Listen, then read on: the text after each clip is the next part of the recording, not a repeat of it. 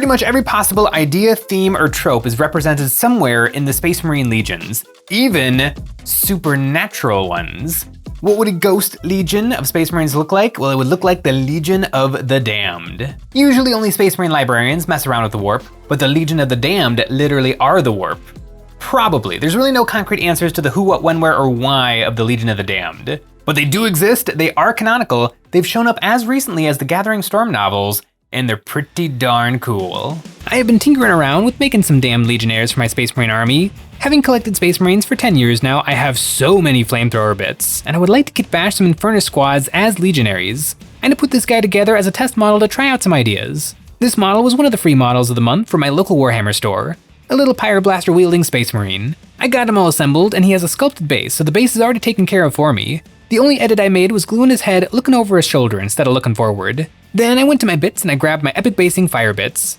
Sean printed these for me originally for an idea I had for my Fire Slayer spearhead, but it'll come in handy for this guy. To get this guy covered in fire, I found some bits that would just about fit and I edited them to be the right shape to go over the weapons and armor, taking this long flame and carving it up so it'll fit on the end of his flamethrower. I stuck it down with some thick super glue because I couldn't get the fit perfect, then I moved on to the rest of the armor looking for bits that would be about the right size and shape. I made a tiny little piece to go over his helmet and a much bigger chunk to attach to the reactor exhaust ball of his power plant. Then I used another longer, shorter flame piece to make some fire spilling out from underneath his shoulder pad. Like he's not just on fire, he is fire. I stuck another piece down to the flat of his shoulder pad and then another one on his ankle. I'm making sure that all the fire is pointing in the same direction. Now for the base, and I want to have some fire down here as well. Luckily I haven't used glue on the base yet, so I can still pop this guy off. This will help a lot when it comes to painting, so that there's no in-between section of the model and the base. I shaved down these fires so I could get a good bond between the resin and the base. Now the fire is on there, but I need to bridge the gap between the resin bits and the plastic model, so I mixed up some Greenaput. This is 50% green stuff and 50% Milliput. Mixing the two together gives me the soft rubberiness of green stuff and the nice sculptability of Milliput.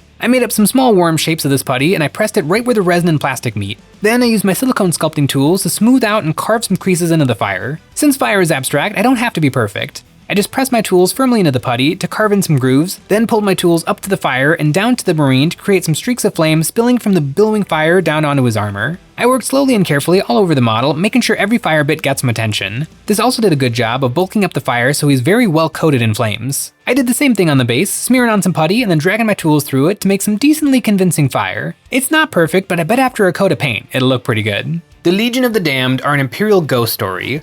On the eve of defeat, the Legion of the Damned will appear suddenly and turn the tide, fighting the enemies of mankind in total silence. And then when victory is assured, they will disappear just as mysteriously as they arrived. So are the Legion of the Damned real? Probably. It doesn't make sense as a story made up by humans because in 40k, most humans never get to see a Space Marine. To them, Space Marines are a supernatural thing, so they probably wouldn't make up a story where there's an even betterer Space Marine. Now the Space Marines, they're not superstitious at all, except for maybe the Black Templars. They know about demons and the things that go bump in the night, so they don't need to be making up ghost stories. In the world of Warhammer 40,000, the Legion of the Damned are not folklore. They're just a weird thing that actually does exist. To paint up my damn Legionnaire, I started out giving him a white prime. This will help out to really get that fire effect glowing, and I did a few coats of white primer to make sure he was super bright everywhere. Then to start out painting the not fire bits, I started dry brushing him with black paint. This dry brush will struggle to get into the nooks and crannies, which is good. I want those crannies to be glowing, so it's better for the white to be showing through in these spots. I went over the regular armor half of him over and over until I had him completely coated in black paint, and I used a brush to clean up the hardest to reach spots, so his whole right side was base coated and the left side had plenty of white primer still visible. Then I mixed some gray paint into my black paint to start making a highlight color. The Legion of the Damned wear black armor, so I want to highlight up the armor with some gray, but not too much. I really want some heavy contrast between the black armor and the hot fire. After this highlighted gray, I mixed up a brighter shade of gray and I applied this over top of my last layer, leaving small patches of it behind. Then I went back to my previous layer and glazed this over both to blend them together. Once that was on there, I switched to a pure gray and I did some edge highlighting. This is still a pretty dark color. I want this to help make some of the shapes and panels in the armor more visible without brightening up the gray too much. Now that the black armor is done, I want to switch to some gold. Since this guy is a loyal son of the Emperor, I want him looking proper. He could easily start to look chaotic if I'm not careful. I did one base coat of gold mixed with black paint, and then a highlight of pure gold paint. After the gold, I grabbed some Surcoat silver. I put this over the few exposed bits of metal to make his gun stand out from the black armor. And speaking of standing out, I want to put a little something on his shoulder pad. I took a close support decal and put it on. It helps to make him look more like a loyalist. Giving him the appropriate markings will make him feel like a proper Imperial Space Marine. With the decal on there, it is way too bright on top of the dark armor, so I took some grim black speed paint into my airbrush and sprayed this over the bottom half of the decal to make it look like it's in shadow. My Marine is now 50% done and 50% on fire. I've got the Astartes side of my damn Legionnaire done, and what I'm going for is clean, spotless, undamaged black armor that is also burning and melting away in an endless cycle forever. And so now I've got the good side done. Now it's time to work on the fire. To start the fire, I took some white ink into my airbrush and I carefully sprayed this on the boundary where the white primer meets the black armor. I'm not fully covering this boundary, just ghosting some white over top to soften the transition. Then for the first layer, I sprayed on some watered down maize yellow speed paint through the airbrush, putting this on the bottom of the flames where they're touching the armor. This will represent the hottest parts of the fire. Then I took some Fire Giant Orange and I sprayed this moving up the flames, leaving the yellow on the bottom edge. Then I grabbed some Slaughter Red speed paint and I sprayed this on the tips of the fire. Now the fire is kinda done, but I need to add a little smoke. Red hot flames don't make it too high from the source of the fire, so I used some grim black speed paint to turn the ends of the fire into wispy smoke. And you know what else is wreathed in wispy smoke? That's right, EonsOfBattle.com. On our website, we have all kinds of hobby goodies, Grey Tide Studio bits to spice up your Space Marines, Army Painter paints, brushes, basing cork, and we have glue, ultra thin and ultra thick super glue. And we have terrain. It's the best way to support us doing what we do by getting a membership. Each month, members get a credit good for any one terrain pack we've ever made, or the brand new one. New in February, we have created the Invaded City Bits Pack, a series of thematic pieces to tell the story of an alien civilization awakening underneath an oblivious Gothic city.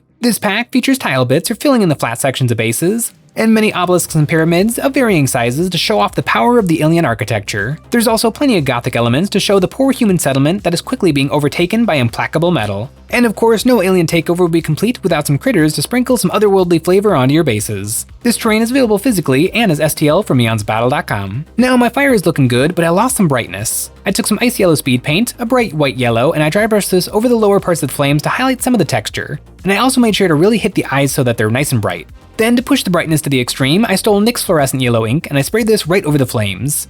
This is a really transparent color, so it doesn't do much to the red or black, but it makes the orange and yellow as vibrant as they can possibly be. With the fire done, I sprayed the whole model with a satin varnish. I like satin varnish because it keeps the colors and metallics bright and vibrant. I shoved my damn Legionnaire onto his base, and then I hit the base rim with a coat of gloss black paint, and this little experiment is finished. I feel like this is a really strong proof of concept for the Infernus squad that I would like to have in my army. Just proxy them as the Legion of the Damned.